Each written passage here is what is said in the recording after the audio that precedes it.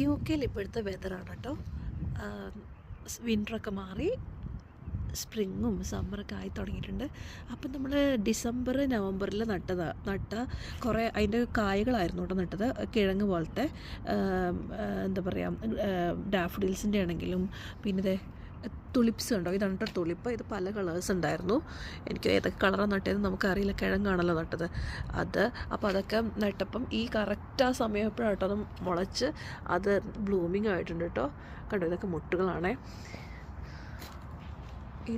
ഇതും തുളിപ്പ് തന്നെയാണ്, അത് വിരിഞ്ഞിട്ടില്ല കണ്ടോ. ഇനി ഞാൻ വിചാരിക്കുന്നത് ഈ ഇയറും സമ്മർ കഴിയുമ്പോഴത്തേക്കും ഇങ്ങനെ കിഴങ്ങുകൾ കറക്റ്റ് പാകമാകുമ്പോഴത്തേക്കും സൂപ്പർ മാർക്കറ്റിലെല്ലാം വരും കേട്ടോ. ഞങ്ങളിങ്ങനെ ഒരു ലൈനായിട്ട് നട്ടേക്കുന്നത് കേട്ടോ. പിന്നെ അടുത്ത വർഷം കുറച്ച് കൂടുതൽ നടണം.